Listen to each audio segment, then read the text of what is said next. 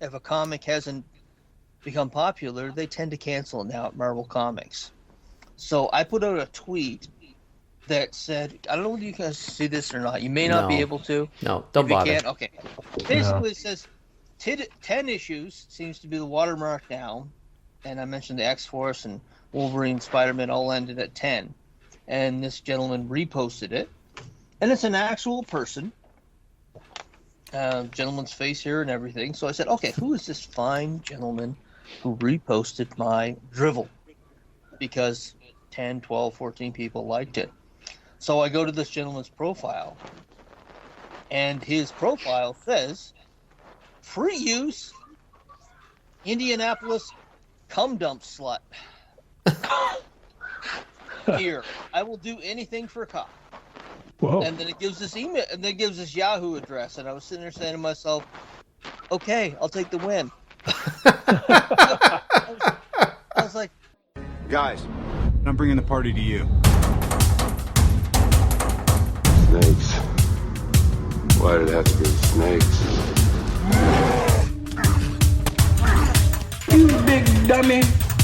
Oh, great Odin's raven! Say hello to my little friend! I stepped in a ditch last night, man. I almost closed my balls off, man. You take drugs, Danny? Every day. Good. What's the problem? Yeah, David. Giggity, giggity, giggity, giggity.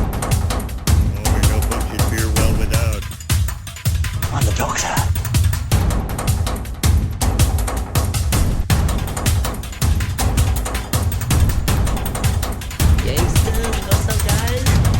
This aggression will not stand, man.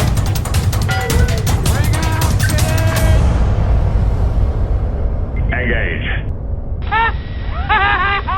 Quiet, numbskulls. I'm broadcasting. Hey everyone, welcome to the Pulp Culture Cafe. This is episode 411, so season 14, episode 411. I am your host, John. I am joined by Tits McGee, Scott, and Paul. Hello. And so, welcome to the show. We're just going to get going here. We hit you up with a little story at the start that I hope I put. So, come on, let's get everybody gathered in. Oh, what the fuck was that before? Take yourself a seat in the corner booth and let's get our geek on. And let's get this boat on the road. Yeah. So, that's the one. That's the boat on the road. So, as usual, we're going to start with the news, what Scott's dug up that interests him and may interest me and may interest Paul. But I'm sure it will. Okay, I'm an iffy. I'm an iffy. I'm going to start with death. Oh. No. You're going to talk about Chuck Norris? Chuck Norris. Yeah, actually, Chuck Norris. You know, 86. That's a decent fucking run. And I'm telling you, they released video of him from like 9 days ago doing handwork. Yeah. With fighting, not wanking. But yeah, handwork. I had to describe that for the listeners and not the video folks. But yeah, he was active right up to the 86. That's a decent run. Mm-hmm. It's funny. I was thinking about that. If you had a VCR in the early 80s, I think it was customary. You had to watch a Chuck Norris movie sooner or later. There'd be Invasion USA, missing in action. Yeah, it was just a rite of passage. You had to get a Chuck Norris movie, and that's the guy I remember. And it's just that the memes that have been going on. You know, Chuck Norris, the thing with the tiger. Have you ever seen that video where he's leaning down and he's touching the tiger, and he made that joke about that. Yeah, and that. Yes, I saw it. And even after yesterday, it said that he didn't die. He just went to ask Bruce Lee for a rematch. Oh. Just stuff like that. Like people have been like, stuff that he would have been like, yeah, that's funny. I like that. Well, but, I saw one where he killed Death and took his job. Exactly. Yeah, stuff like that. So yeah. I mean, that's his legacy of being one tough son of a bitch, a nice guy. Mm-hmm. But 86. But the first thing I thought of was I've always connected him to VCRs because I bought every rented, I should say, every Chuck Norris movie you could find when I was like 8, 11 to 15, you know? Yeah. So yeah. Good guy. But you guys may not know about this. You guys may not know about this, but Nicholas Brendan from Buffy. Oh, he passed away. Yeah, I saw that. Oh, yes. I saw that this morning. Yeah. Yeah, and I guess he died naturally. Natural causes in his sleep. He had a rough whole life. He had dealt with some drug and alcohol issues, so natural. But he had given the old body a beating over the years. He's 54 though. He's my age, so. Yeah, I think it said something about he had a congenital heart defect or something, which was, I don't know, would have been made worse by drinking drugs or is caused by drinking drugs. I'm no doctor. I don't know. Yeah, but yeah, I noticed that. 54, that's no age. Shit. No, but there's a scene with him, and both of you saw Buffy the Vampire Slayer. There's a scene with him. I think it's the end of season 5 where Evil Willow's there, and she's about to try and destroy Sunnydale, and that 5-minute scene of him getting in front of her powers, and she can't really hurt him because he's human, and it's. That 5-minute, that 5-minute clip has always been. I've considered that one of his best acting scenes he had ever done, and I'm not sure if he had been invited back to the reboot that they were doing or not. My understanding, I'm going to be talking about that later. My understanding is not many of the original cast were invited back, so I'm not sure. But that's surprising. A few guys are saying like the Dawson's Creek guy. James Van Der Beek and a few others that the 90s sci-fi / heartthrob series are really taking a beating over the last couple of weeks. Yeah, I was surprised by that, but usually I'm waiting for one more because they die in threes. Yeah, there was a third. There was a third, and then when Susan and I were talking about that, there was somebody. He was a character actor. And I never had a chance to look. It was on Thursday. Someone else had. It seems like every day now. I mean, we're getting into that age where people do die every day. Yeah, every day. Yeah. But there was somebody, and I'm hoping that was it because you're right. It comes in threes. Mm-hmm. But yeah, I just wanted to mention those two guys because one had a massive career and. As I said, 86. That's a decent run, and I'll be saying that right up until I'm 85. Yeah. So. Did he? Any indications of how was it natural causes for Chuck too? He had gone to the hospital the day before, so there was some medical complications the day before. Mm-hmm. So who knows? I mean, when you get up there, there could be a multiple of things that happen. Yeah. So. Yeah. For news, Arnold has confirmed that a new Conan movie is in the works. Christopher McQuarrie, and this was a good thing to hear. Christopher McQuarrie is to write and direct. He, of course, did Edge of Tomorrow, Top Gun Maverick, the Mission Impossible movies. Mm-hmm. So when I hear that, I'm thinking, okay, they have someone who knows how to write a story, knows how to weave a decent tale. I had read just yesterday that I guess Schwarzenegger has really been starting to put in his world-famous exercise regime to try and at least look like King Conan. My understanding is that it's going to be King Conan. It's going to be set 40 years after he's been a king. So it's not going to be anything that... You hear something? Yeah. You hear anything, Paul? I can't know what's... It's what does it sound like to you? No. Okay, it's gone. I don't know. Yeah, it's gone.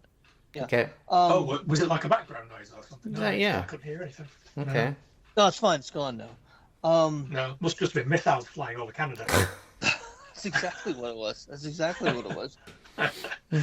So, I think they'll be able to bring to the story that wasn't in the original Conan movies. They'll be able to do better CGI because, in my understanding, it's going to have a substantial budget that's coming from Schwarzenegger himself, which is good because, even today, there's stuff that they put out that the CGI budgets back in '82, when you watch some of that stuff now, of course, it's not CGI, and a lot of the costuming, especially in the Conan movies, really, what is that?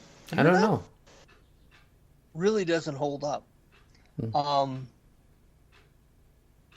So they've tried a few versions of Conan in the last 10 years, but really It's none of gone them now, work. Paul. It comes and goes. Yeah. I just wondered if it's something at my end that's being picked up by the microphone. I don't know whether this could work or not, because if Schwarzenegger makes it clear that this is the end, they might squeeze some box off. Again, the writing and directing, the fact that Christopher McQuarrie's doing it, I'm a bit more excited than I would have been if it was just some Joe Blow that they brought in. Red Sonja, do you hear that? It keeps popping in and out. But Red Sonja was But this actually, I would go see this in the theaters just because it's Schwarzenegger's last swing at bat, and I think it'll be a decent story. Okay. I don't know if I will or not. I've really cut back on going to the theater because a lot of times I don't even know when something's out. So I'm going to see He-Man in June. I know that, but I haven't had a chance to look at anything else that's coming out. I like going to the cinema.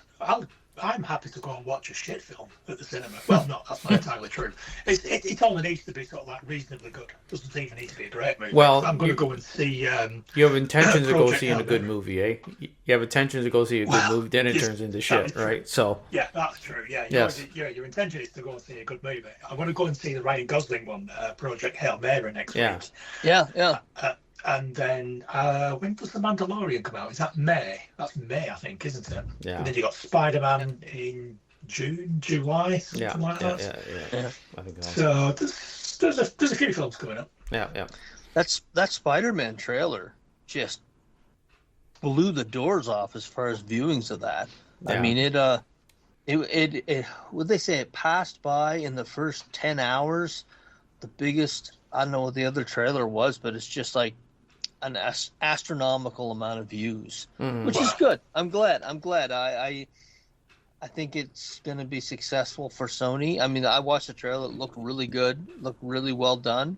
That shot in the beginning of him on the underside of the girder, and then kind of bringing it around. I didn't know he had to be able to grip things with his ass. Yeah, that was a bit. I was sitting there saying to myself, "Okay." Yeah. I didn't know he could do that, and no one's really saying it. It looks so cool that you're like, "Yeah, okay, we're gonna let that pass." But I had the same thoughts. I saw that and I thought, I'm not sure his arse is sticky. Yeah. But ultimately, it was a good shot. I was gonna say, and if his ass is sticky, I have other questions I'd like to follow up with. Yeah, I know. I thought that when I said it. I thought, I'm not going there. I'm going to just let that go. No, I mean, that was on my list of things to talk about. Do you want to talk about it now, or no? We'll go back to it later. We'll go back to it later sure. Because there are a couple of other trailers I've got on my list. Yeah, me too. So Scott's the one who keeps jumping the bag. He keeps jumping all over the place like a kid. Well, it's kind of related to it. Disney Plus is going to be developing a live-action Tinkerbell series. I had heard about this years ago. It's going to be written and produced, executive produced, by Liz Heldens and Bridget Carpenter. They did Friday Night Lights and Dead Like Me. Those are series from 10, 15 years ago. It's been in development since 2010, and I'm surprised because it's Disney, it's Tinkerbell, and with all the projects they've been pushing, I'm shocked that it's been sitting around for this long, to be quite honest. Well, what kind of Tinkerbell is it? It's going to be a nice Tinkerbell, or one is a bitch? Well, it's going. I suspect it's going to be more adult orientated. It's going to Disney Plus. I think it's going to Hulu. So. Well, they're all one now. Yeah, I suspect they're going to put a modern spin on it. My wife loves the Tinkerbell movies, and she was very bluntly, she said, if it's just some fucking Tinkerbell in name only, she won't give it the time of day. And I'm guessing a lot of people will be the same way. but we'll see. I mean, the fact that it's she's going to be a private eye. Tinkerbell. Yeah. Private eye. Yeah, exactly. She can get in all those little fucking places where people can't get. So. If they go too far off on it, it's going to just turn people off. But I mean, they've put forth a lot of worse projects. So yeah, I was actually, I was pleasantly surprised with Wonder Man. So maybe they're making some changes. Yeah, I got one more here. Anna Taylor-Joy is in talks to be the female lead role in Lord of the Rings: The Hunt for Gollum. She's perfect choice. She literally looks like a fucking elf. Yeah. That to me is a really good casting job. I loved her in The Queen's Gambit, Peaky Blinders. Great addition. This is a pretty strong suggestion. She's going to play Erwin, which of course was Liv Tyler's casting in the original movie. Yeah, in the original movies. I also heard that Kate Winslet is reportedly in talks to play Aragorn's mom. If they can get both of those in a movie, and they're at the top of their game, that's going to be a very good movie because those are two very well pedigreed actors. So when I heard both of them were kind of being eyed for these roles, I was thinking that's it because that means they're actually going for some quality script. I don't know about that. That's one of those movies that's either going to be very good or very There's not really going to be in between. Yeah. But Peter Jackson's involved with it, so the right people are involved with it. And if Amazon's kind, they'll put their third season right up against it, so you can make a good quality comparison of what is good and what is not so good. Okay. So. That's not what I meant. No. I've got one news item. Okay. I don't know whether this is true or not. This is just something I saw on the internet, and you can't trust the internet. But I read that Stewie from Family Guy is getting a spin-off. Oh, yeah. I've heard a little thing about that. Yeah. It's going to be centered around him being at daycare or something, so it's going to have a whole new cast of characters. And it might be good or it might not be. Oh, of course. Stewie's a pretty good character, but is it series worthy? Who knows? Yeah. If and when that happens, who knows? Yeah. There's so much happening out there. It'll make money. Like it's cheaper to make those episodes, same with The Simpsons, than ever before. I remember reading an article on, again, it seemed like someone who had worked on the show that an episode of The Simpsons used to take like a month to do, and now they got it down to a week. Wow. Oh, really? Yeah. Wow. I remember reading that article about a year ago, and I think Yeardley Smith and a few other people who are on the show were part of that interview, so it gave it a little more relevance. But yeah, if they can do it in a week, I mean, why wouldn't they take this popular character who really hasn't been really overexposed? He hasn't been in a ton of other stuff, and at least give him a season. It'll sell. He's a snotty little prick, and it'll sell. Well, they've got 2 or 3 seasons out of Cleveland Browns, so exactly. I'm sure they get at least 2 out of Stewie. Yes, exactly. It's a license to print money, and you've got T-shirts and everything else. So, and they'll bring in guest stars, and I'm sure Seth MacFarlane. If he goes to anyone in Hollywood and say, "Hey, would you like to be on the Stewie Show?" Fuck yes, I'd love to be on there. So I suspect you'll have a ton of guest stars on it and so forth. So that's a good point, actually. You do get some good guest stars on Seth MacFarlane shows. Oh yeah, exactly. So they'll be able to know where the popularity and the money is.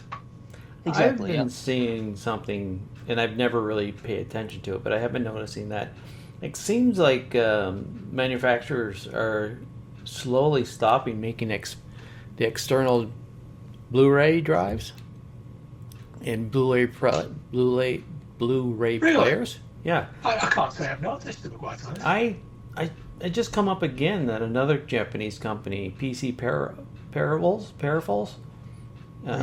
is pulling out of the Blu-ray drive market. Wow. And it's this happened a couple times where manufacturers are just pulling away. It's almost like forcing us to have to use the cloud and not having that storage, you know. Because now, if you notice that most PCs don't even come with any sort of disk drive in it, you have to go buy the extra one to plug it into. So it sounds like another thing where manufacturers or whatever they're saying, well, you know, we're going to force you to do it this way by simply not producing the product that you need. They've been doing that for a while. There was a great article that I was reading online. It was like basically a 20-step way that we went from buying stuff to renting stuff. Yeah. And it was basically one of those things was where they stopped taking CD and DVD players out of laptops and stuff like that. What I mean, So that you would have to move to a more digital platform. Mm-hmm. But it's making a comeback. I mean, I've seen more physical product than I think I ever have in the last year. I've heard more physical releases than I probably have in the last 10 or 15. Which is good. Yeah. I'm trying to find something that I had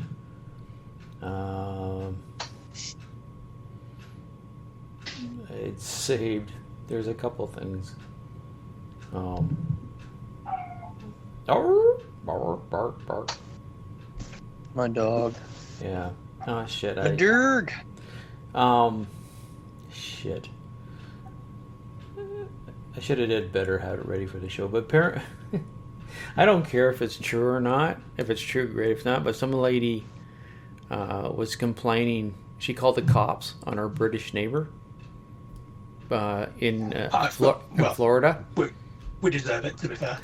I heard about that. Yeah, he called the cops because he was speaking, you know, I don't know what accent, but from Breton, speaking English, and she didn't think he was real. And she says, that's not a real English accent. You're faking it. The guy says, I'm a student. I'm a student and I'm over here. And so... She called the police because she didn't believe it was really English. Yeah. Brilliant. And there was another one. Florida, right? Yeah, I didn't realize that was an offence. Or to falsely pretend to be English. Yeah. And then there was another one where a lady got upset because the store was selling Canadian bacon. And she said, Canada doesn't have bacon. So, no.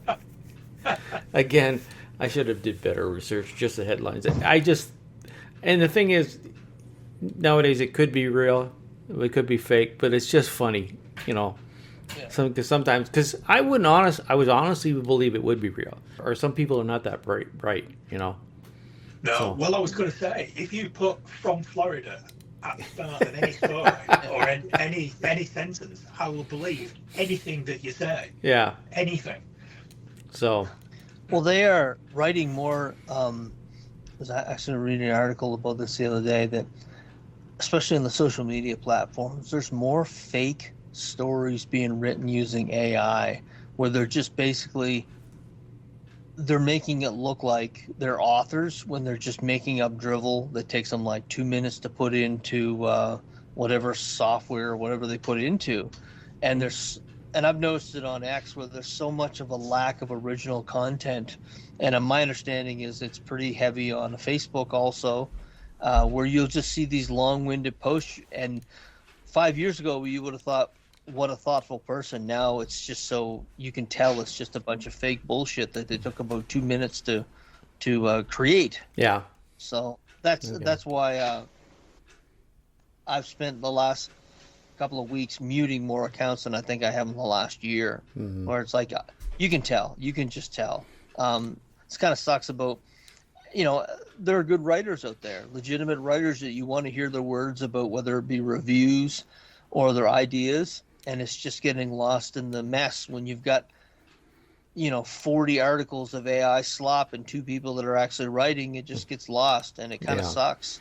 And I wish the social media platforms would start clamping down on it, because they're going to lose in the end, because people are just and this new generation of kids are starting to tune in more from social media than ever before. So, go ahead, keep talking. I'm looking at something. Okay, The Bride. Did either of you hear about that movie? I've heard about it. Yes, seen it. No. Heard about it. Starred Maggie Gyllenhaal, Christian Bale, and Jessie Buckley. Now, that's a pretty good cast, especially when you look at that connection between Christian Bale and Maggie Gyllenhaal. Of course, was in The Dark Knight, or the second one. Mm-hmm. Yeah, second one. Dark Knight. Yeah. Yeah. So they've got good chemistry, but it made a big old boom at the box office. It had a $90 million budget, and I think I've seen reports of 70 to 80 million in marketing, and it made 7.3 million in the first weekend. They figure it's going to be one of the biggest bombs of the year. Wow. I've read folks' opinions who I respect said it was one of the worst movies they'd ever seen. Holy shit. Yeah, they were like, I want to see it now just to see how bad it was. I'm going to wait it comes out on free. It was basically a reimagining of 1935's Bride of Frankenstein. Right. Mm-hmm. And I have to see this just to see how bad it actually was. Torture yourself. Says it's going to lose between $90 and $110 million for the studio. Wow. That's a big bath. I'm kind of curious why it's so bad. I mean, there are some bad movies that you feel like you need to see. Like we've seen some. I know we've seen some. But things like Melania, I would never watch that. Because I don't want I don't want to add another rating to it. I don't want to say, oh, now that's 203 people have seen Melania. I don't want to be that 203rd person. Oh, fuck that shit. But I watched The Bride because it's got a good cast. How can it be that shit? That's the first thought I thought. I said to myself, it's because of the cast. I mean, I'm thinking, the Christian Bale, who's of course he was in Thor: Love and Blunder, and I was just, that surprised me, but he took the paycheck, which is fine. But this really surprised me, and I want to see it just to see if it was actually bad or it was just bad word of mouth, where it wasn't actually bad. It's just enough people got together on social media and said this sucks, and then it just kind of cascaded into the whole world thinking it sucked, never having seen it at all. Yeah, a bit like Craven, which we all agree it's not actually that shit, as the internet would have you believe. Yeah. Well, I found more of that article. She called 911 because she believed the whole packaging on that thing was a scam. Wow. Yeah, Canada doesn't even have bacon. It's clearly false advertising. Jesus Christ. She called 911. I'm very... She reported... When it comes... I want to finish. It's funny. To me, it's funny because I don't know. I find sometimes our show's just too dry. Sometimes, it says according to the police, the women reportedly told the store workers that if the product was truly Canadian bacon, then Canada would have to be made of pigs.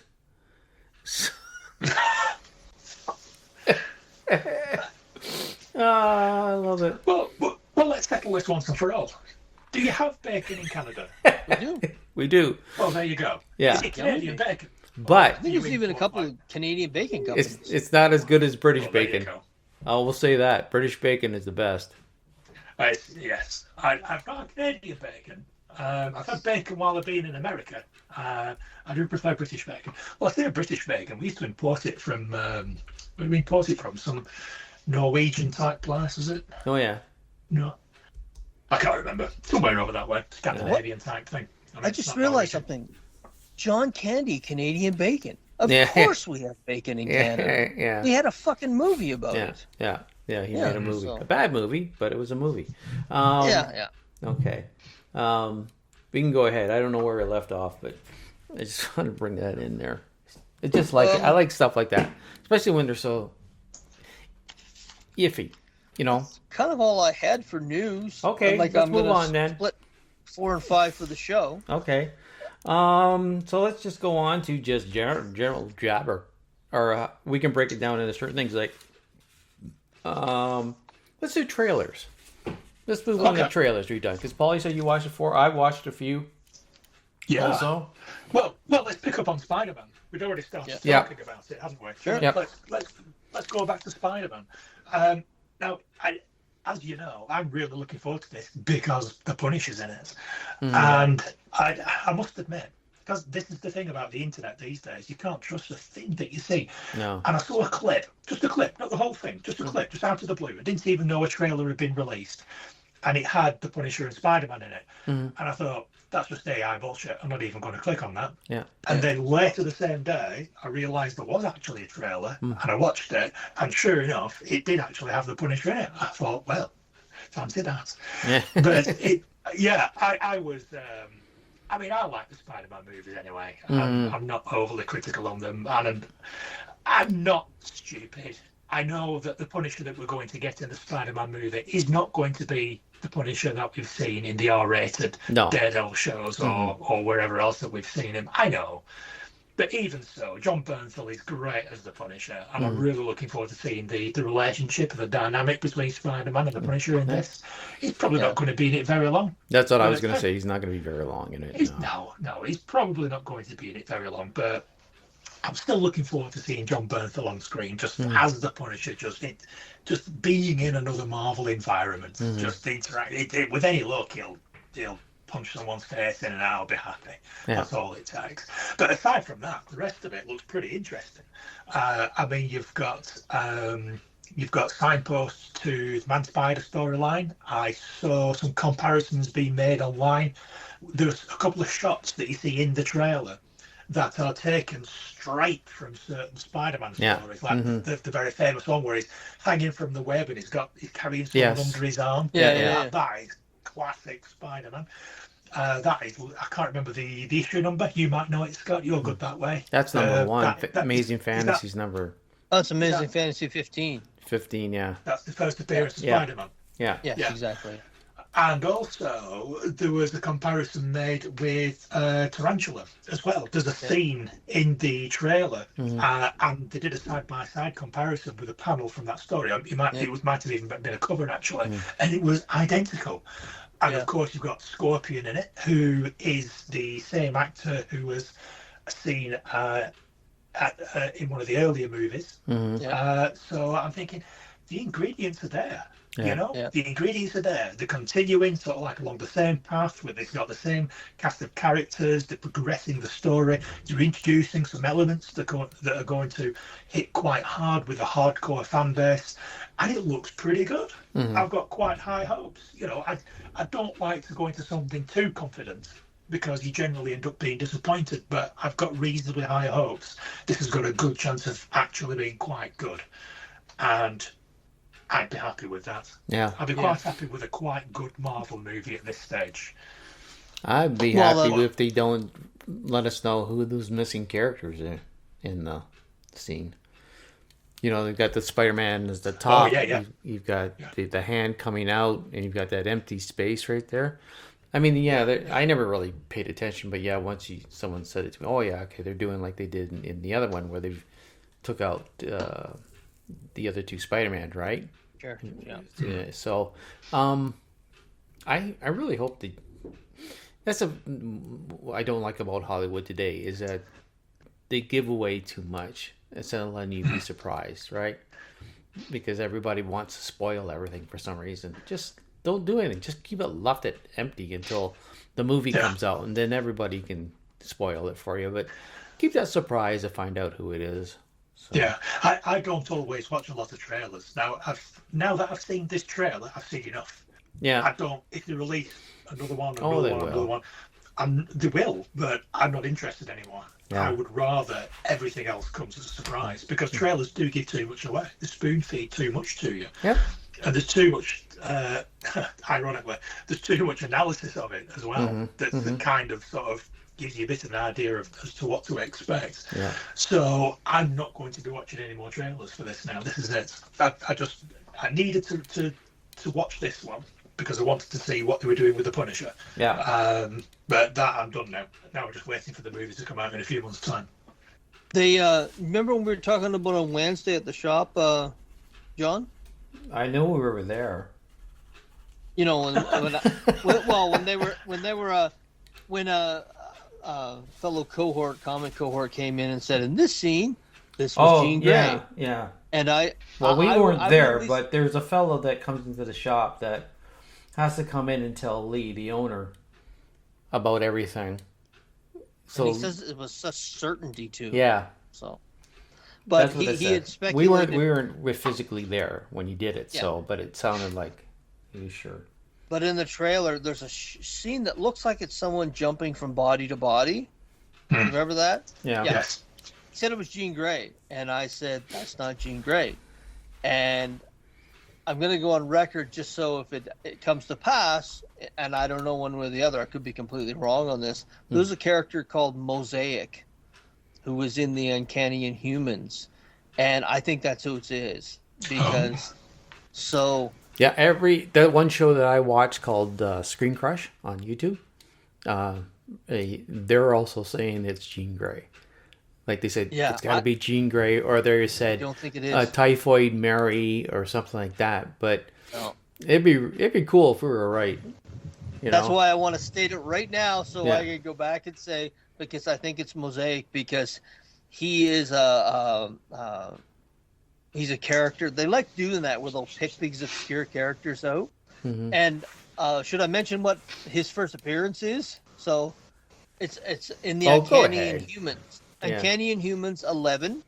He is a basketball player, and I think that's who it is. It's Mosaic. I really do. I can't remember the gentleman's name at this point in time, but I came on. I pulled the issue out of my stash here, and I was sitting there saying to myself, I gave a little kiss on the plastic and said, you will make me so much money down the road. And I do plan on going around and just over the next couple of months and just buying whatever copies I can get, just as kind of pure speculation. Yeah. Even if I can get even if I can get like 5 to 10 copies of it and it was right. But I'm calling it now, it's Mosaic. Yeah. From 2016 Uncanny Inhumans.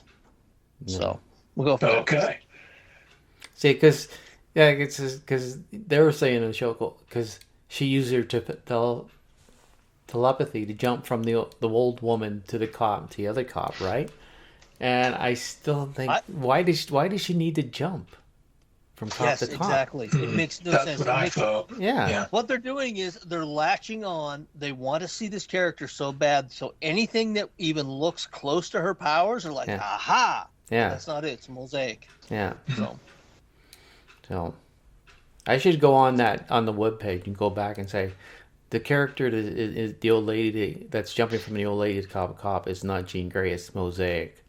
And just leave it. Please don't tell anyone until I bought every issue I need to, because they're not going to believe me, Scott. Nothing to worry about. Oh. They're not going to believe us. They're not going to believe me. Right now, when I'm saying it sounds like an obscure conspiracy theory, which everyone and their fucking dog will believe. They'll be like, "Oh, really? That sounds even crazier. I believe it completely now." Rough. I saw another theory, fan theory. If you remember from the trailer, there's a scene where Spider-Man gets swung around and it hits the side of a bus, or it runs up the side of the bus. Yes. Yeah. And the girl sat on a seat in the window with white streaks in her hair. Yeah. And there was a suggestion that might be Rogue. Yeah, I saw that this morning. I'm not so sure. I think they're just chucking some red herrings in there. There's people breaking it down. Like, what was it? Just today, along with that one, people are zooming in on the reflection when his eyes go black. Yeah. Right? There's a reflection of MJ in it. Like, they're searching for anything to get the clicks on. Yeah. That black eye theory, also from Screen Crush, is they say that's part of her taking over Peter at one point. Yeah. Or something like that. But theories all over the place. Big wet dildo called Theory just slapping fucking people. Here you go. Well, they're talking about it. They must be very happy because you know, the MCU in general, like, you know, again, the Sony's been doing it well. It's fucking so sad because they have Spider-Man down pat, but the rest of that extended universe, they just can't seem to get off the fucking ground. You know, I mean, my understanding is they're going to redo the entire thing again. I heard that too. The other thing is, we have said this before, they don't have anybody in charge. No, they need a Joe Quesada or someone like that, Kevin Feige. Yeah, they need someone that's in charge and trying to keep the stories sort of consistent instead of suddenly going off on these weird tangents of other stuff, that taking characters that are designed this way to be, and then changing them so they suit their needs for the movie, which doesn't work. It doesn't seem to work. Everything they've changed or done is flop because they bring in somebody who says, "Oh, we're going to do this. We're going to make it this type of thing." And yeah, you've got to please 50%, 30% of your comic book audience, right? I mean, I'm going to be speaking a little later, but you know, there's some folks that have been getting pushback. I mean, the whole Lantern story that went on with Damian Lindelof was a prime example of that. Do not shit on your core audience because they're the ones who talk about it and bring in the other 20 to 30%. So yeah. What else trailer do you got? Well, you just mentioned the Lanterns there. Was that something to do with the Lanterns trailer that you were talking about then? No, just an overall vibe. I'll speak about it a little later. But yeah, if you've seen the Lanterns trailer, go ahead. Yeah. Yeah. Did you? Yes, I saw it. I enjoyed it. I have not actually. Yeah. So, okay. Right. I saw some criticism online. I mean, you always see criticism online. You don't even need to look very hard for it. Yeah. I know. I was just shocked. But yeah, people criticising, saying I don't just want to watch two guys talking in a car for 7 episodes and then watch some bad CGI of someone flying in episode 8. And I thought I would. Because I like the look of this trailer. I quite like, because I growing up, I was a DC guy, and Green Lantern used to be one of my favourites because it's just there's no limit to what he could do. It was based on imagination, more or less.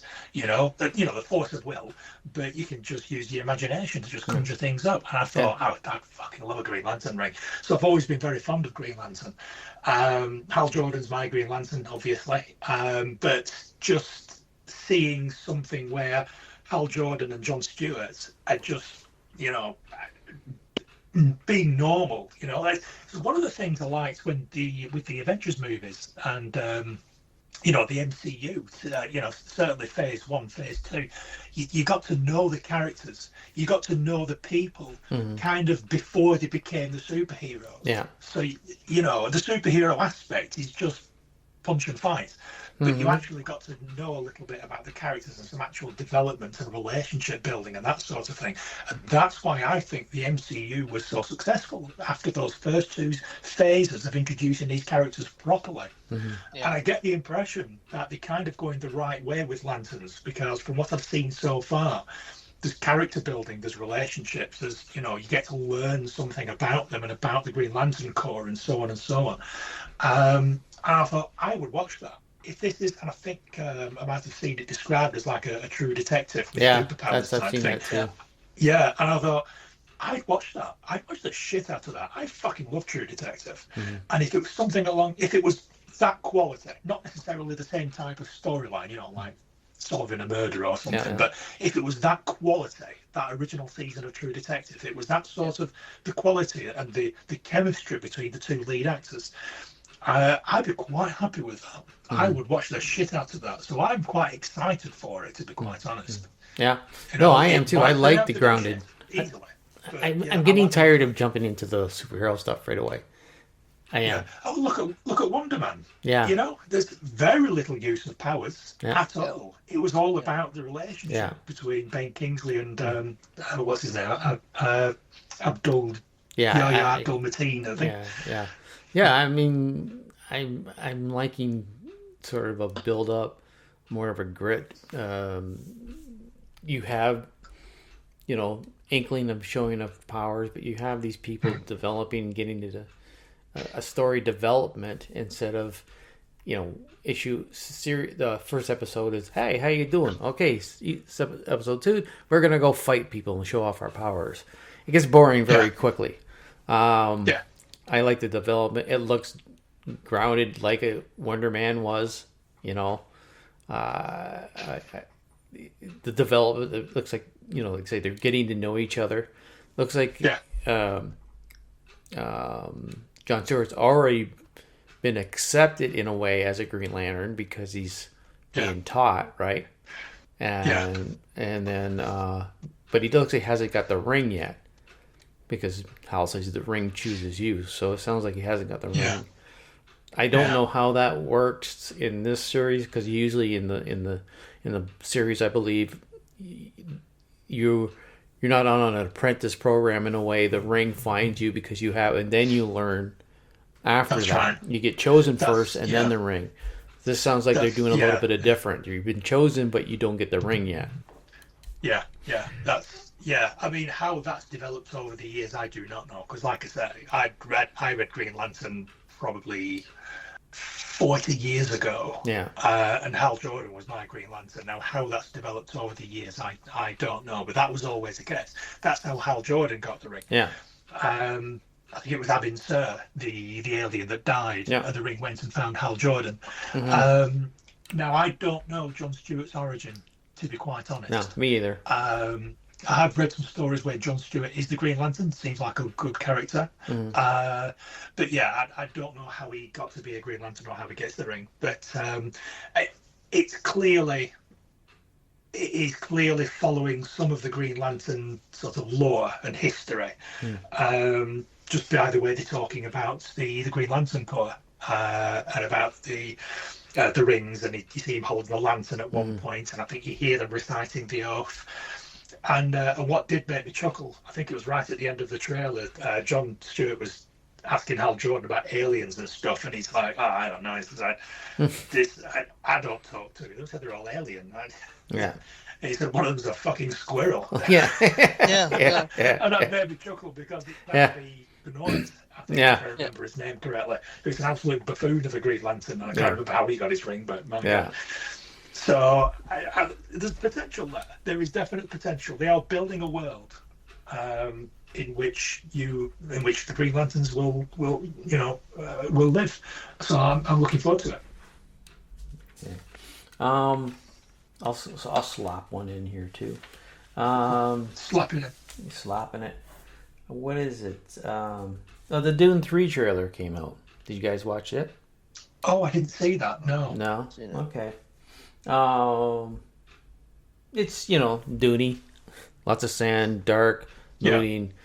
I love how even in alien worlds, when I watch these trailers, and a lot of it, I'm just the violence in it. Just seems, unless you're watching a show or a trailer for a comedy, which does have some slapstick in it. It just seems how all I can think about is like, that's typical humans, even though they're not humans. Let's fight all the time. How do we solve stuff? We fight. And so that's my. I like the trailer. It's interesting. I know I'll be seeing it because my son loves the Dune books, and he we went to the last one, so. I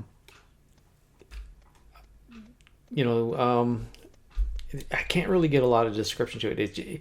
We've got, because I don't really follow the books. I know the movies only. I didn't read the book, so I have no idea how the story or the background. But Aaron Taylor-Joy's in it. She comes in there somewhere along the line. It looks interesting to me. It's hard to describe the trailer because it's just a lot of showing the scenes where people are fighting. Did I choose it? How did Dad do? What do we have to do to win this war? He shaves his head, so he's got a nice little shaved head. So, without you guys seeing it too and helping me through this, it's just another movie trailer for another science fiction movie that the trailer doesn't get me excited to go see it because all you're showing me is fighting, and I can see fighting anywhere.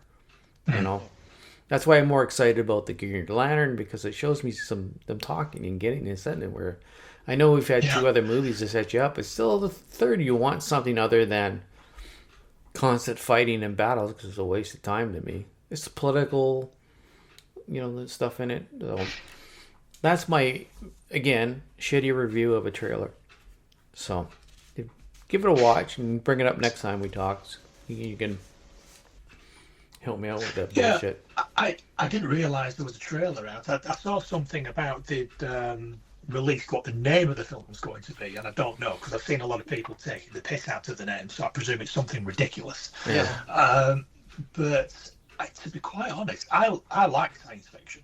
From when I was a lot younger, I used to read science fiction books, comics, watch the movies. I love that shit. Love it. But I just can't get into Dune. It's just not for me. It's as science fiction as it gets. But I just can't get into it. I don't find it interesting. I watched the first 2 movies at the cinema. They're good to watch at the cinema because of the special effects and the scale and everything that's going on. It's they're good movies to watch at the cinema, but I've only ever seen them once when I saw them at the cinema. I have no interest in going back and watching them again. And I'll go and see the third one. But it's not really on my radar. I'm the same. I go see it because Harrison wants to go see it, so I'll go with him. But I haven't watched them again on TV. No, I passed them by. Right. Dune came out in '84, right? The original series came out in '84. The original movie? Yeah. It was definitely 84. Yeah, sounds about right. I think I watched bits and pieces of the original, but I'm actually going to watch over the next couple of weeks at work. I'm actually going to watch the first 2 movies just to see what I'm missing. But I remember tried watching it as a kid, and it was just I found it very dry, and I don't know. I just I know about the Dune worms, but I really don't know much about the characters at all. It came out. I was based on books, obviously, and I'm sure the books before '84, but I don't know. It's that clip from like 77 to 83 is so loaded with original, both sci-fi and fantasy and adventure. I think that when it came out in '84, it was at the tail end, and it was just it never got its due in that way, and never really felt like universe building, and the characters are very unrelatable too. I remember thinking that when I watched it as a kid, you really couldn't relate to any of the characters because I don't know. It just never. You're right. I mean, I never got it either. I just never got it, so I never watched it. And they've tried a few different variations of it over the years, but each time I'm like, yeah. Didn't do anything for me. At the point it came out, at the point that particular Dune movie came out, we'd already got Star Wars, and I think Empire Strikes Back. Exactly. About 82, something like that. You got the Battlestar Galactica stuff. So it's like, as soon as you put something on screen that is science fiction, that is talking about ownership of land or rights, and essentially it's Star Wars Episode 1. They're talking about fucking trade and trading with each other. Exactly. And all this. Exactly. You're like, who gives a shit about this? Yeah. So I think I've just grown up with something in the back of the brain that went and saw it. Jude equals dull, Star Wars equals good. Yeah. You go and see it at the time because there's not a lot out there, right? Yeah. That's the thing. We were starving for science fiction, so anything that came out, we went and saw it. And like we said earlier, it says you go into the theater hoping it's good, and then you come out and it's shit. Now, we're not saying that Dune 84 is shit, but it's just that thing what came out, we took it and we enjoyed it because we didn't have anything else. Yeah. What options do you have? Yeah. Absolutely. So. Yeah. And Sting was in it. Oh, yes. It's like, hey, that's the guy from the place. Yeah. Actually, Patrick Stewart in his book had a few conversations about Sting where he literally thought he was what did he think he was? He thought he said he was with the police, and Patrick Stewart literally thought he was with a cop. Yes, yes, literally thought because he knew nothing of that type of stuff. Yeah, he knew nothing of that genre. So he literally thought he was a police officer. Yeah. So I do remember that story from the book. That was his he did a couple of pages on his time on Dune. Mm-hmm. But yeah, I do remember that. He thought Sting was actually a police officer. So yeah. Okay. Shakespearean nerd. Yeah. All right. So, because if we're going to do 2 shows, we need to save some stuff. I will talk about a couple of shows. One more trailer. What's that? I got one more trailer. Okay. Mandalorian and Grogu. If anyone gives a shit about that. No, go, it doesn't matter if we give a shit. We need we need content. So go ahead. Oh, I've got quite a lot to talk about, to be quite honest, this week. Okay. Well, no, or even next week. Yeah, whatever. Yeah. I mean, I don't have a lot to say about the Mandalorian trailer, other than it just looks like more Mandalorian. We've only been really talking this show for about 60 minutes. So we got another only 30 60 minutes. Well, we were shooting the shit there for quite a bit, right? Yeah, we were. So you needed at least another 15 to 20 minutes. I have not seen the Mandalorian trailer yet, but Susan and I have started watching the Mandalorian from the beginning again.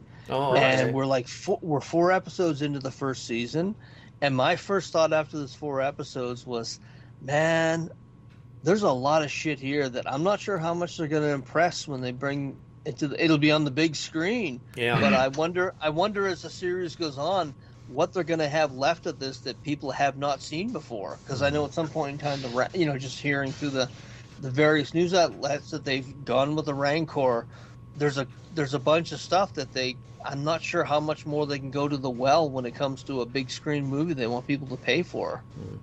Well, that's my thoughts on it. Well, going back to the trailer, the first trailer they did at the Super Bowl was sucked. They were showing the time. Like, what the fuck? I know after they talked about it, it was like a tribute to the old commercial with the horses, right? And it's like, what the fuck? I don't want to see this. And then they changed it and they came out with a different trailer, which made it, I assume that's the one Paul wants to talk about, much more interesting to go see.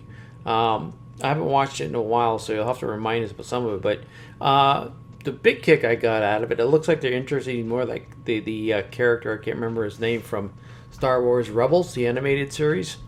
Yes, I thought that too. Yes. I thought, oh, that's interesting. I hope he's in more of it. No, I don't know if it's the same character, but it looked like the same character. So knowing that they've introduced a couple of others from Star Wars Rebels into live action, like the one of them was in Ahsoka, I think. Yeah. If I remember correctly. Yes, it was. It was Ahsoka. There was a couple of the Rebels characters in there, wasn't there? I forget the names just off the top of my head. But I think it's. I mean, I think all Star Wars is just aimed at fans these days, because I don't think you're getting any new people in who are showing any interest in it. So I think they're just trying to hit certain nostalgia points at certain times. But yeah, I'm going to go and see it at the cinema. It's a Star Wars movie in the cinema, so of course I'm going to go and see it. Now, I don't have as high hopes for this as I have for some of the other movies that we've been talking about, or TV shows, but I'm still going to go and see it. It's still Star Wars. I'm still a Star Wars guy at heart, so I'll go and watch it. I like the Mandalorian TV series. Some of it is better than others. It's always had more potential than I think they've realised. I think there's a couple of moments in the series that you think that's actually pretty fucking good. I wish there was more of this. So it's got potential. They could do some cool stuff with it, but overall, I'll be happy if it's a 7 out of 10 movie, to be quite honest. There's a shot in one of the trailers, and I'm wondering if it's the same trailer you're talking about. They're on a cliff, and there is a construct involved. I don't want to give too much. Well, it's the snowwalkers on the side of the cliff. Yeah. I'm not sure what was that in the trailer. I don't know. Where they fell off the cliff. Is that in the latest trailer? I don't remember that. Maybe not. No. I remember watching the Super Bowl one. Yeah, I remember watching something where they had a snowwalker falling off a cliff, and I was thinking, why would you put something like that in a fucking movie trailer when that would have been so much cooler to see in the theater. I do remember that because they show him bouncing around, and I'm watching the trailer again right now as you guys are talking. We'll get onto this. Yeah, he's bouncing around this room, and all of a sudden they show why he's doing it. It's because a snow walker's falling off the side of a cliff, and I was sitting there saying to myself, why would you fucking give something like that away in a trailer? So, yeah. But I'm not sure where I saw it. I do remember seeing it, though. Right. No, we'll get some clarification on that. I'm watching it right now. You know, there's Sigourney Weaver in it, and then Super Bowl Ebb of the Tauntauns was that was awful. That was fucking awful. It was terrible. Why would they do that? Because it's a character that they really haven't. I haven't watched all the Mandalorian, but they haven't really touched on it. It was a really cool character. It was related to Luke. And I think that's where the backlash came from. Because there's a real sense of raw nerve when it comes to Skywalker. And so they show his faithful Tauntaun, and he's hooked up to a fucking sleigh like some Santa Tauntaun. It was very weird. There's a battle scene between a muscular... I can't remember his name. Jabba, one of the Hutts. Oh, yes. He's fighting him in the ring. Right. And then... See the article where they said, is he sexy now? Where they some dipshit wrote an article about Jabba the Hutt's son being sexy, and I'm thinking, you guys will fuck anything, first of all. And my second thought, because you guys will write stories about anything. It was just, okay. Okay, so in the trailer I don't see anything of that Tauntaun or the walker and stuff like that. Yeah, I didn't remember it. Maybe it was a Super Bowl spot, but I remember, why would you give a shot like that away in a trailer? I mean, that's not the way you make someone interested in a movie, because they're thinking, hey, I've already seen this, and there's such a cynicism where you see all these awesome shots in the trailer, and when you come to the movie, you're thinking, oh, all of the awesome shots are in the trailer are what I'm now watching in a movie, minus kind of a shitty script. Yeah. So, so I didn't see anything like that, and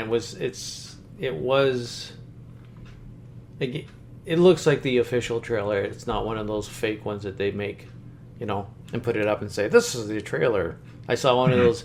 I almost clicked on it the other day, and I said, no, this is bullshit. I know this is bullshit. No. If I do watch a trailer, it's only ever from the official site. Yeah. I don't. I don't look at any of these geek sites. There's so much slop. Don't trust them. I want to say there's so much slop out there, but some of the Star Wars stuff that has been made using AI is pretty fucking good, which is a bit scary and uncomfortable. Well, stuff with Luke if you know it's AI and that, I don't have a problem with it, but it's when they try to promote the show or saying this is the trailer, right? This kind of bullshit. Yeah. So, it's like, my wife came in a little while ago, I might have already told you, said, oh, there's a trailer for the new Highlander movie with Henry Cavill. And I was sceptical. So she showed me this trailer, and I said, that is not a real trailer. And I pointed out all the bits, all the scenes that were from other movies. And I said, well, that's from Man from U.N.C.L.E., that's from The Witcher. That's what AI does. It just... It just scours the internet for that type of thing and just repurposes different images and whatever. No. Okay. Oh, so where are we at? We've done a couple trailers. What was that? Moving on. I'll tell you what I will mention about, rather than get into anything new. Scott knows, I think, but I went away and watched The Mist after our conversation last time. Oh, did you? Yes. Oh, okay. Because if you recall, I'd never seen it. That's right, you'd never seen it before. No, I think I watched it that same weekend, if not later that same 12 evening. hours later. 12 hours later. 12 hours. Yeah. Yeah, you sent me a picture of your TV, and I'm thinking, ooh. Yeah. I thought, right, I need to watch this now. The first thing that I noticed, and we did have a short conversation about this, Scott, is just it's got so many of the Walking Dead casting, and I don't just mean the actors, I mean like producers, you know.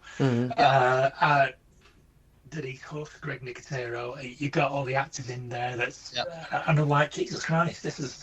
And I was trying to do the maths in my head from when The Mist came out to when The Walking Dead started, and I think The Mist came out shortly before The Walking Dead, but not a long time before The Walking Dead. I think 2 years. I think The Mist was 2007, and The Walking Dead was 2009. So 2 years. Yeah, that sounds about right. Yeah, so I could see it. You know, I thought this is kind of like a prequel to The Walking Dead. You can see these characters here, and you know, I thought that was really interesting to see all those people in that movie, you know, before they were in The Walking Dead. But you could see the DNA from The Walking Dead in certain aspects of the characters, or you know, or the film itself. But that ended fucking brutal. Brutal ending. I thought, oh shit. Oh, what? Why did you make us? I mean, is the moral to the story never lose hope? You know? Yeah. Just keep fighting right to the very end, or is it just cruel for the sake of being cruel? I really don't know. Stephen King wrote it, so I mean, that's a good point. Yeah, that's a good point. Yeah, he doesn't give a shit, does he? Happy endings really aren't in his wheelhouse. Yeah. No, that is true. Yeah, that was fucked up. That was a fucked up thing. Beautifully shot. Beautiful. Yeah. I can't watch that movie again because of that. Yeah, that tank coming out of the mist was the most ominous. I remember watching it. I do remember my jaw was dropped, and I was watching it with a girlfriend of mine at the time, and I was sitting there saying to myself, "Oh my god." So unbelievable. I'm glad I watched it, but I'm also not glad that I watched it because it was very sad. It was really, the ending is like, oh my god. Yeah. Nobody comes out alive. No, why did I watch this? Well, they're redoing it. Very good. The original conversation was we were talking redoing That's right. They were going to remake it. Yeah. But even the CGI in the original movie, like, I loved the fact that there was a mystery to it. Yeah. Mm-hmm. It's like Jaws. You didn't have to see it. It was more about the fact that you hear that, you know, hearing the noises. Mm-hmm. It was like Jaws. It's okay. It's like it'd be like redoing Jaws and showing the shark the entire fucking time, and they have with Deep Sea, and it takes away from it. The mystery is better. Yeah. No, I don't think it needs remaking, to be quite honest. Bearing in mind that was the first time I'd seen it almost 20 years after it came out. Mm-hmm. I thoroughly enjoyed it. I don't think it looks terrible. I don't, you know, I think everyone who's in it gives a perfectly serviceable performance. Yeah. What's the point in remaking it? You're not going to make it significantly better, so you know, just fuck off and do something different. The Punisher, what was the actor's name? Thomas Jane. That was his best fucking performance I have seen him ever do since. And he never got near the props he should have for that. I mean, his entire performance was great. Well, I said that to you in our Twitter conversation. Let him have it. You know, let Thomas Jane have that moment. Let him have that movie. That's something that he will always be able to point people towards and say, you know, I'm an actor. Go away and watch The Mist, and you'll see what I'm capable of. Yeah. So it's very good. Yeah, thoroughly enjoyed it. Yeah, I like I said, I've watched it once and will never watch it again. Not because it's a bad movie, but I just can't handle that ending again. You know. Wow. It's almost like Saving Private Ryan. I watched it, I think, once, and that was it. Yeah. Because it made an impact on me so much that wow. I didn't want to ruin that first experience by watching it again. Have you guys? There's one film that just popped into my head. Have you guys ever seen The Last American Virgin? The name's familiar, but I don't remember it. The guy who has a crush on the girl, and he goes through this whole movie, and finally he gets the girl, and the last scene is her with the other guy, and him looking across the room, and it's a teenage boy because I watched it. I was 14, 15. It's just heartbreaking. It's it's The Mist. Like, you're just like, fuck, no matter what I do, I'm never gonna win. Yeah. And it's the same idea. I've watched it once, and I just realized I've never watched it again, but I remember how powerful that ending was, where you're thinking, fuck, it's never gonna change. Mm-hmm. So, yeah. Yeah. Those kind of movies you don't want to watch. Yeah, but I'm sure both of you and John talking about The Mist, you've seen a movie where you're just thinking, I don't want to. I remember how I felt at the time, and you just never want to watch it again. Yeah. Yeah. It's not going to have the same impact. There's some movies you can watch over and over again, but those two I mentioned, no. I just can't. So, what else? Hey, Paul, just for the hell of it, you're getting a little fuzzy and kind of jerking around a bit. So I don't know if it's your internet connection or not. So I'll just give you a heads up. Oh, that's weird because you are too. Okay. Yeah, you're both. In fact, I lost both your camera feeds a little while ago. I can still hear you, but you were very broken. So I don't know. It might well be at my end. Okay. It's a fucking invasion. It might be. It might be. It's an invasion. From window in a minute, just see if there's enemy troops walking down the front street. Yeah. If there are, they'll turn around and come back because it's the cul-de-sac at the end. But yeah, we are in the process of changing a broadband supplier. Okay. It might be something to do with that. I like that. No, look, I'm going to go around and leave because it's nowhere to go. All right, then. Turn round, and back. Oh yeah, what is it down here? I have something that I might as well talk about at the end of this show because it's something that I think you both will like that you probably have not heard about. Mm-hmm. But it's one of the very few series that I'm confident you'll both like it, and I think you will. John, for the reason is you've been watching more international flavor, even if it's subtitled stuff, where if it's smartly done. Just a side note, I don't think I talked about this before. I have made Monday nights BBC night, where I sit there and I watch BritBox, and I have all the Monday night. I watched 4 shows from the BBC. This is in that vein because it's an international flavor. It's actually from Israel. It's an Israeli show. It came out actually in 2020. And Paul, you will like it because it's comparison to a show that I know you really enjoyed also. And I would say it's the best since that show. Tehran. Well, yeah, you mentioned this a few times, yeah. Season 1. I've seen season 1. It's on Apple TV. Exactly. Yeah. And yeah. It's the best show since Homeland for that Homeland. I knew you were going to. Yeah. For the best shows for political espionage. Just the fantastic tension, and they're able to do it without a ton of apparatuses in place. Just character acting, which is fantastic. When you can evoke emotions like that, they do by just acting.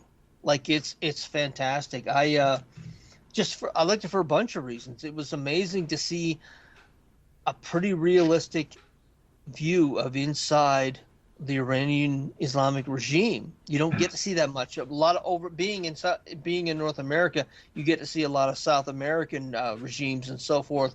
But to see it was almost like Western culture, but with a very religious. It was like The Handmaid's Tale, to be honest, and that was the funniest thing about it. It's like watching The Handmaid's Tale, except this is going on in the world right now.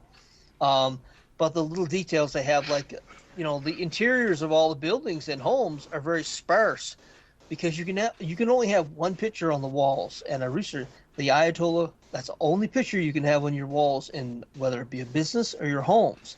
So, of course, when you're going through all these locations, the walls are all empty except for pictures of the Ayatollah.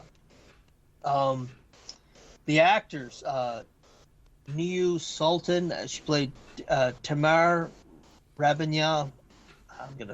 Sean Taub, he was in Homeland, so I recognized him from there. Navid, I'm going to butcher his name. He was also in Homeland. He was only in the first 5 episodes. You know what I'm speaking about? His character had a very untimely demise. Can't remember that far back. I've slept since then. I think you could spoil it now. He was a guy. He was a guy from anyone who's listening who saw Curb Your Enthusiasm, Big Vagina. They'll know exactly what I'm talking about. He basically, Larry David had a fatwa put against him in the show, and this guy interviewed everyone he had ever fucked around with to see if he was worthy to have the fatwa taken off of him. And it was an episode where a woman hid a Mickey Mantle autographed baseball in her vagina, and he says, "So about the big vagina."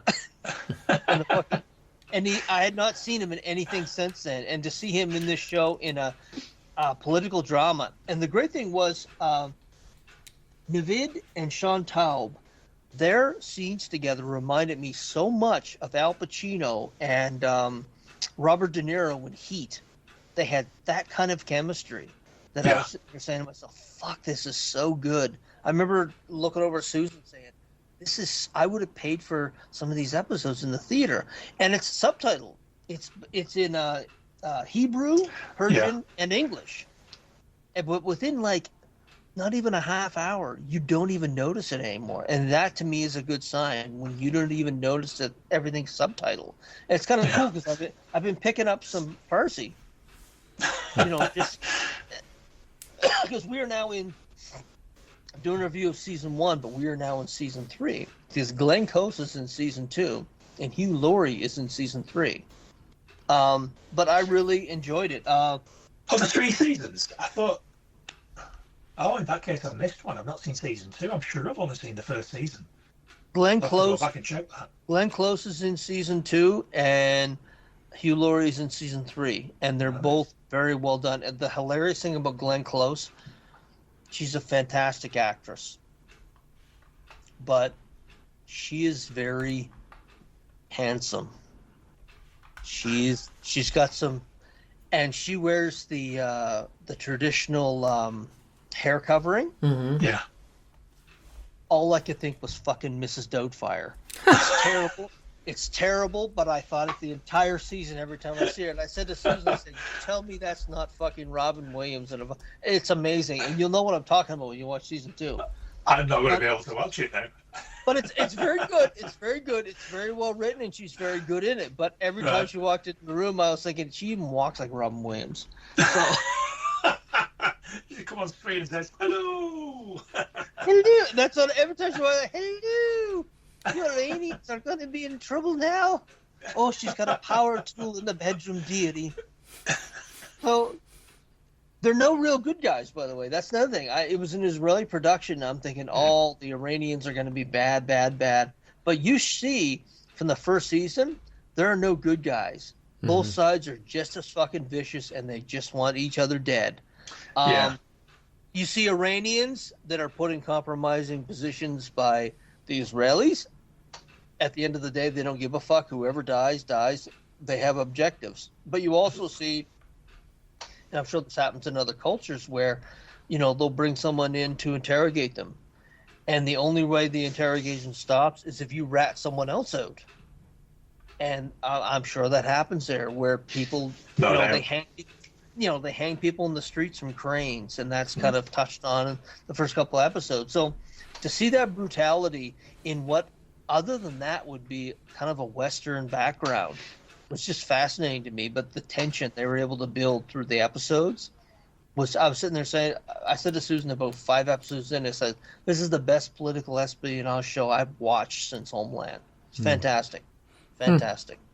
Okay. Yeah, I remember enjoying it when I first watched it, when I watched the first season. I don't remember seeing the second season at all.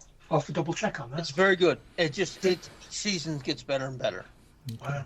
Yeah, I'll have to pick up on that. We'll have to start watching that. We have been watching quite a lot of other stuff, which I will talk about. But looking at the time, that might be something for the next show. Yeah. But I do have a couple of series to talk about that I've watched. Okay. All right, so we're going to end it there. We're going to cut it down for this show, and we're going to go take a break, do a couple of things. Take a piss. Take a piss. Yep. And then we'll come back. And but for those who've listened to the show, sorry about the noise in the background. Don't know where it's coming from. Whatever, may end up on the second show too. So one thing about doing, iTeams or what is the game? Teams? Fucking over the internet, you always run into a little difficulty. Hope you stuck with it and didn't let that bother you. Until then, have a lovely evening, folks. Thanks for tuning in. Goodbye. 50-50 chances penis is going to be on that table. Oh. Ladies and gentlemen, my mother thanks you, my father thanks you, my sister thanks you, and I thank you. That's all, folks. Thank you. Come again. Why, you little?